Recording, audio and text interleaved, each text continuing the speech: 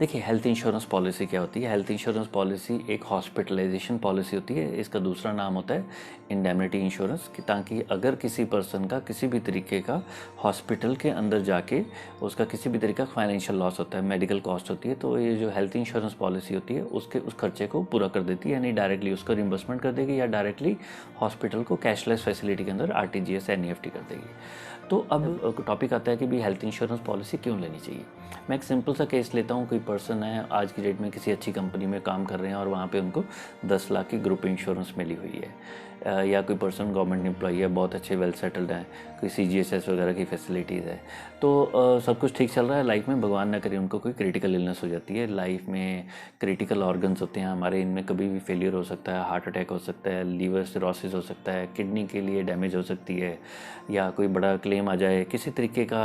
Lungs के related आजकल काफ़ी सारा white fungus, black fungus Covid की वजह से हो रही है, that is due to heavy uses of steroids, तो ये जो अब इस टाइप का बाई चांस उस पर्सन को इस टाइप का कोई इशू हो जाता है, तो नॉर्मली क्या होता है कि वो 5-6 महीने के लिए तो वो अपना इलाज कराएगा कम से कम हॉस्पिटल के अंदर, फिर उसका कुछ साल इलाज चलता रहेगा। तो अमूमन क्या होता है ऐसे केस के अंदर, जो कंपनी वाले होते हैं वो जवाब दे देते हैं कि भाई साहब अब आप जब ठीक हो जाएगा तो वापस आ जाना, तो उनको 1-2 साल का पैकेज दे के हॉस्पिटल ऑफिस से छुट्टी दे देते हैं। तो जब किसी पर्सन की ऐसे छुट्टी हो जाती है तो क्या होता है, उसकी जॉब चली जाती है। तो मोस्ट लाइकली ज़्यादातर लोगों को नॉलेज नहीं होती, तो वो अपनी जैसे ही कंपनी से बाहर आते हैं तो उनकी हेल्थ इंश्योरेंस जो कंपनी की दी होती है वो भी बंद हो जाती है। पोस्टली उस पर्सन की उम्र है 40 साल और वो लाइफ के अंदर वैसे पहले वेल सेटल्ड थे, अब घर की EMIs भी चल रही हैं, बच्चों के खर्चे चल रहे हैं, हस्बैंड का चल रहा है इलाज, अब वाइफ सारी चीज़ों को कैसे हैंडल करेगी। इनकम महीने की आनी बंद होगी, हॉस्पिटल में खर्चा जा रहा है, कंपनी ने जवाब दे दिया। तो अब ये पर्सन 2-3 साल के अंदर रिकवर कर जाते हैं और फिर वो छोटा मोटा कोई काम तो कर लेंगे, क्योंकि देखिए शरीर के ऊपर इतना असर हो जाता है तो वो सेम पर्सन उतनी शिद्दत के साथ तो मेहनत नहीं कर पाएंगे। तो क्या होता है, over a period of time उनकी जो फाइनेंशियल इनकम है वो थोड़ी सी कम हो जाती है। लेकिन जो घर के खर्चे हैं, EMIs हैं, बच्चों के खर्चे हैं, खाना पीना है, ये तो खर्चे बंद नहीं होंगे, तो ये ओवरहेड्स हैं जो महीने के, ये तो चलते रहेंगे। तो ऐसे केस के अंदर क्या होता है कि धीरे धीरे वो पर्सन स्ट्रगल करके अपने आप को सेट करता है, बट क्योंकि उसको एक क्रिटिकल इलनेस हो चुकी है, तो उस केस के अंदर ही becomes in eligible for further health insurance. अगर उसने किसी भी तरीके की हेल्थ इंश्योरेंस पॉलिसी नहीं ली हुई तो वो अब उसको ज़िंदगी में कोई भी कंपनी हेल्थ इंश्योरेंस पॉलिसी नहीं लेगी। तो उसकी उम्र 80 साल तक ज़िंदा रहता है, तो आप देखिए अगले 80 साल तक वो, उसकी फैमिली तो पॉलिसी ले लेगी, लेकिन वो पर्सन अब अगले 40 साल बिना हेल्थ इंश्योरेंस के कैसे गुजारा करेगा। तो ये एक बहुत सिंपल सी मैं लोगों को गाइडेंस देता हूँ कि आपके पास जब भी आप हेल्दी हैं, नहीं हैं, नौकरी करते हैं, नहीं करते हैं, जब जेब में पैसा है तो जल्दी से जल्दी पॉलिसी ले लेनी चाहिए। अब प्रश्न आता है कि जब कोई पर्सन सोच लेता है कि मैं पॉलिसी लेनी है तो कौन सी कंपनी की ली जाए। तो एक नॉर्मल एक इंसान की जर्नी क्या होती है कि वो कोशिश करता है, अपने कुछ यारों दोस्तों से पूछने की कोशिश करता है कि आपके पास कौन सी पॉलिसी है। फिर कोई पर्सन गूगल के ऊपर जाता है, वहाँ पे नेट सर्च करता है। तो ये जो सर्च करते करते 5-10-15 दिन के अंदर उसका कॉन्फिडेंस इंप्रूव हो जाता है कि अच्छा ये हेल्थ इंश्योरेंस ऐसे होता है, इस कंपनी की क्लेम सेटलमेंट रेशियो है, इसका इनकम क्लेम रेशियो ये है। तो जब ये सर्च कर रहे होते हैं तो इन्फॉर्मेशन तो काफ़ी गैदर हो जाती है, लेकिन यहीं पे जाके कन्फ्यूज़न हो जाती है कि अब पॉलिसी लें तो कौन सी कंपनी की ले। तो इंश्योरेंस के अंदर जो सबसे बड़ा क्वेश्चन ये आ जाता है कि अब कौन सी कंपनी की पॉलिसी बेस्ट है। तो इसका बहुत सिंपल सा आंसर है, बेस्ट कंपनी कोई भी नहीं होती। हमें जिस चीज़ के ऊपर फोकस करना है वो है most suitable policy for me and my family. अब इसकी शुरुआत कैसे होती है, देखिए जो हेल्थ इंश्योरेंस है एक रिस्क मैनेजमेंट टूल है। आपके एक फैमिली के ऊपर हेल्थ का रिस्क है, उसको कवर करने के लिए हमने एक पॉलिसी ली है जो उस रिस्क मैनेजमेंट का सॉल्यूशन है। अब जो ये टूल लेना है उससे पहले हमें ये असेस करना कि मेरा रिस्क क्या है, मेरी फैमिली की सर्कमस्टांसिस कैसे हैं, मेरी आदतें कैसी हैं, क्या मैं बहुत ज़्यादा टेंशन लेने वाला पर्सन हूँ या बहुत ज़्यादा टफ पर्सनैलिटी है, खाने पीने की आदतें कैसी हैं, घूमने फिरने के शौकीन हैं, एक्सट्रोवर्ट हैं, इंट्रोवर्ट हैं, फैमिली हिस्ट्री कैसी रही है। तो ऐसे बहुत सारे 50 पैरामीटर होते हैं जिसके बेस पे रिस्क को एनालाइज किया जाता है। उस रिस्क को एनालाइज करने के बाद आप अपना ऑब्जेक्टिव को सेट करते हैं, अब मुझे ये चाहिए। दूसरी चीज़, कितना पैसा हम पे कर सकते हैं। तीसरा आ जाता है कि भी कितना हमें सम एश्योर्ड लेना है, ठीक है। तो ये जब आप अपनी नीड को फाइनलाइज कर लेते हैं कि ये सिस्टम मेरी परिवार के लिए अच्छा है, मुझे इस टाइप की पॉलिसी लेनी है, तो फिर जो इंडिया में 200-300 के आसपास प्रोडक्ट हैं, 30-40 कंपनियों के प्रोडक्ट हैं, उनमें से फिर आप शॉर्ट लिस्ट करना स्टार्ट कर लेते हो, मेरे लिए अच्छी पॉलिसी कौन सी है। यहाँ पे लोगों का एक प्रश्न आ जाता है कि क्या हम LIC की पॉलिसी लें, HDFC की लें, ICICI की लें, स्टार की लें, पहले अपोलो म्यूनिक थी, फ्यूचर जनरली की पॉलिसी लें, कंपनी लाइक रॉयल सुंदरम है, और आपके पास बहुत सारी और कंपनियाँ, रेलिकल केयर है। तो ऐसी बहुत सारी कंपनियाँ हैं जिनके अंदर लोगों को कन्फ्यूज़न होती है। कुछ कंपनीज हैं जिनके नए नए प्रोडक्ट्स आए हैं, very innovative product, Aditya Birla है, मणिपाल सिन्हा है। तो ये एक जो कंसेप्ट चल रहा था, यहीं पे करते करते एक तो क्वेश्चन ये आता है कि भाई पॉलिसी कौन सी कंपनी की ले, और दूसरा होता है कि कहाँ से ले, तो ये दोनों चीज़ों के अंदर पहले तो जब आप कंपनीज़ को कंपेयर कर रहे हैं तो एक जो ट्रुथ है हेल्थ इंश्योरेंस के अंदर वो ये है कि सभी कंपनियों का जो प्रोडक्ट होता है 99% सेम होता है। सेम का मतलब क्या होता है, जो क्लेम देने का क्राइटेरिया होता है वो IRDAI ने डिफाइन किया, वो सभी कंपनियों का सेम होता है। यानी अगर आपको क्लेम मिलेगा सभी कंपनी में मिलेगा, नहीं मिलेगा तो किसी कंपनी में नहीं मिलेगा। तो ऐसा कुछ नहीं होता कि किसी कंपनी की क्लेम सेटलमेंट रेशियो बहुत ज़्यादा है तो बहुत अच्छी है, बहुत ज़्यादा क्लेम बांट रहे, क्योंकि दो कंपनियों को कंपेयर करने के लिए दोनों का जो number of policies amount same होनी चाहिए, नंबर ऑफ़ कस्टमर सेम होने चाहिए और नंबर ऑफ़ क्लेम्स सेम होनी चाहिए, तभी आप उनको कंपेयर कर सकते हैं। अदरवाइज जो परसेंटेज होती है वो कभी भी ट्रू पिक्चर नहीं देती। अब जब मैं बात करता हूँ कि भी पॉलिसी सेम है, देखिए जब आप हेल्थ इंश्योरेंस कोई भी पॉलिसी ले रहे हैं तो पहले 30 डेज़ आपको एक्सीडेंट को छोड़ के कोई भी क्लेम नहीं मिलता। पहले 2 साल बहुत सारी बीमारियां होती हैं, 20 के आसपास बीमारियां होती हैं जो कोई भी इंश्योरेंस कंपनी इंडिया में कवर ही नहीं करती। तीसरा, जो आपकी प्री एग्जिस्टिंग कंडीशंस हैं, प्री एग्जिस्टिंग डिजीज़ हैं, प्री एग्जिस्टिंग कोई भी आपकी मेडिकेशन चल रही है, उसको जब आप डिक्लेयर करते हैं तो कंपनी के पास राइट होता है उसको 2, 3, 4 साल का वेटिंग पीरियड लगा सकते हैं। तो जिस कंपनी का वेटिंग पीरियड प्री एग्जिस्टिंग का कम होता है अमूमन वो महंगी होती है, जिसका वेटिंग पीरियड ज़्यादा होता है तो वो थोड़ी सी सस्ती होती है। बट ये 3 वेटिंग पीरियड सभी कंपनी में होते ही होते हैं। तो आज आपने एक पॉलिसी ली तो पहले 30 डेज़ एक्सीडेंट से छोड़ के कुछ नहीं मिलेगा।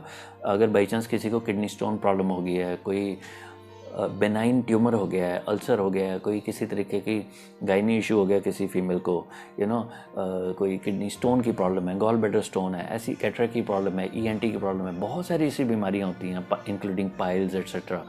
तो ये जो पहले 2 साल में कवर ही नहीं होती, तो जैसे कोई कंपनी बोलती है मेरी पॉलिसी तो बेस्ट है, भाई क्या आप वो ये 2 साल की बीमारियों को कवर करते हो? पहले 2 साल नहीं करते हैं तो फिर आप कहाँ से बेस्ट हो गए? तो ऐसा बेस्ट वेस्ट कुछ नहीं होता। सभी कंपनी अपना माल बेचना है तो उनके एजेंट्स हैं जो उनके एडवाइज़र हैं, उनको भी अपना घर चलाना है, तो सभी अपने प्रोडक्ट की प्रमोशन करते हैं। आपको जिस चीज़ को जानना है वो ये है कि सभी कंपनियों का प्रोडक्ट 99% सेम होता है। डिफरेंस क्या होता है? अगर आपका क्लेम नहीं आया तो कंपनी का बोनस क्या है, कि आपको हेल्थ चेकअप किस टाइप के मिल रहे हैं, restoration, recharge, refill, unlimited refill, unlimited reload, इस टाइप के अलग अलग टाइप के जो कॉन्सेप्ट्स हैं जो तो बहुत ट्रिकी भी होते हैं, इस टाइप की चीज़ें होती हैं। फिर नो क्लेम बोनस होते हैं, कुछ कंपनियों को बोनस बहुत कम है, कुछ कंपनियां बोनस देती ही नहीं, कुछ को बोनस बहुत ज़्यादा है। तो ये जो वैल्यू एडेड फीचर्स होते हैं इसके हिसाब से पॉलिसी वेरी करते हैं, तो कोशिश अब हमें क्या करनी है, अब इन पॉलिसीज़ में से सिलेक्शन करने के लिए बहुत मुश्किल काम है। अगर आपने फिर अपना नीड बेसिस एनालिसिस करके अपने ऑब्जेक्टिव को फ्रीज नहीं किया तो आपके लिए पॉलिसी सिलेक्शन करना बहुत मुश्किल काम हो जाएगा। आज आपको एक कंपनी अच्छी लगेगी, दूसरे दिन दूसरी, दोस्त ने आपको बता दिया है चौथे दिन की भी ये कंपनी तो अच्छी नहीं है, तो फिर आप फिर शेकी ग्राउंड पे चले जाएंगे कि यार ये मैंने क्या किया, तो मुझे तो कुछ और ले लेना चाहिए, फिर लोग फ्री लुक पे चले जाते। तो अपने को क्या होता है, सबसे पहले अपनी नीड बेस एनालिसिस करके अपने ऑब्जेक्टिव को फिट करना होता है। जब आप अपना इंफॉर्मेशन लेवल को फ्रीज कर देते हैं, आप देख लेते हैं मुझे ये चाहिए, उसके साथ से पॉलिसीज 4 या 5 शॉर्टलिस्ट करिए, थोड़ा सा कंपेयर करिए, फिर माइक्रो लेवल पे स्टडी करके आपको पॉलिसी ले लेनी चाहिए। जनरली स्पीकिंग इंडिया में ये जो इंश्योरेंस का बिजनेस होता है, it is not a business of claim settlement, it's a business of claim rejection. जब भी कोई क्लेम रिजेक्ट हो तो कंपनी को मुनाफा होता है। तो सारी कंपनियों का आप भी अंडरस्टैंड करेंगे कि मैं किधर इशारा कर रहा हूँ, तो सारी कंपनियों का मेन फोकस प्रॉफिट के ऊपर ही होता है। कोई भी कंपनी ऐसा नहीं होता कि खुले हाथ के साथ क्लेम बांट रही है, ऐसा पॉसिबल ही नहीं है, ना इंडिया में होता है ना किसी और कंट्री में होता है। ये जो फैसिलिटी होती है कि आपको हॉस्पिटल में जाते ही क्लेम मिल जाता है विद इन 30 मिनट, ये सिर्फ आपको ग्रुप इंश्योरेंस, कॉर्पोरेट इंश्योरेंस में होता है। जो आपकी ग्रुप इंश्योरेंस पॉलिसीज होती हैं उनमें आपका जो HR या पर्सनल डिपार्टमेंट है वो डबल पैसे देके इंश्योरेंस कंपनी से ये सारे वेटिंग पीरियड्स को वेवर करा देता है। तभी आप जब हॉस्पिटल जाते हैं तो उनको मालूम है ये तो क्लेम देने ही देना है, क्योंकि कोई वेटिंग पीरियड ही नहीं है। यानी आज किसी बंदे ने कोई नई कंपनी ज्वाइन की और उसको जाते ही वहाँ पे ग्रुप इंश्योरेंस मिल गया। 4 दिन के बाद उसको कैंसर हो गया, 6 दिन के बाद उसको कोई किडनी की प्रॉब्लम हो गई है, 100% कवर होगी, क्योंकि ज़्यादातर कंपनीज़ की जो ग्रुप इंश्योरेंस होती है उनके अंदर सारी अनलिमिटेड चीज़ें कवर होती हैं विद अ कंडीशन। छोटा सा मैं यहाँ पे डिस्क्लेमर दूंगा, कुछ छोटी छोटी कंपनियाँ होती हैं जो कि ग्रुप इंश्योरेंस पॉलिसी में ये वेवर नहीं होते, तो but as a general principle सभी कंपनीज़ की कोशिश होती है कि जो उनके ग्रुप इंश्योरेंस पॉलिसी होती है उसमें वेटिंग पीरियड्स के वेवर होते हैं, कई बार मैटरनिटी टाइप भी मिल जाता है। चीज़ों को बहुत ज़्यादा सिंपल रखने के लिए मैं आपको एक एडवाइस दूंगा, अगर आप अपनी ज़रूरत को फिक्स कर लेते हैं, ये आप थोड़ा सा रिसर्च करके खुद भी कर सकते हैं, किसी से कंसल्टेंसी ले सकते हैं। अगर इस तरीके की आप रिसर्च कर पाते हैं, उसके बाद अपने ऑब्जेक्टिव को फ्रीज कर लेते हैं और कम से कम 1 या 2 कंपनी की पॉलिसी टर्म्स एंड कंडीशन को पढ़ लेते हैं, तो ज़िंदगी में आपके क्लेम को कभी रिजेक्शन नहीं हो सकती। बट जो लोग जाने अनजाने में गलतियां कर बैठते हैं, क्योंकि जब आप पॉलिसी लेते हैं तो पॉलिसी के अंदर सबसे इम्पॉर्टेंट चीज़ होती है प्रपोजल फॉर्म। अगर आप ऑनलाइन पॉलिसी बाय कर रहे हैं या किसी पर्सन से पॉलिसी बाय कर रहे हैं और आपको उस कंपनी का प्रपोजल फॉर्म आपने देखा ही नहीं है, तो आप ये डेफिनेटली लगा लीजिए कभी ना कभी आपके क्लेम में इशू आना ही आना है। तो सबसे बड़ा प्रिंसिपल जो हेल्थ इंश्योरेंस में ये नहीं होता कि कौन सी कंपनी से पॉलिसी बाय कर रहे हैं, असली प्रिंसिपल ये होता है कि राइटफुल मैनर में पॉलिसी बाय कर रहे हैं कि नहीं कर रहे, क्या बाय कर रहे हैं, उससे इम्पॉर्टेंट ये हो जाता है कि कैसे बाय कर रहे हैं।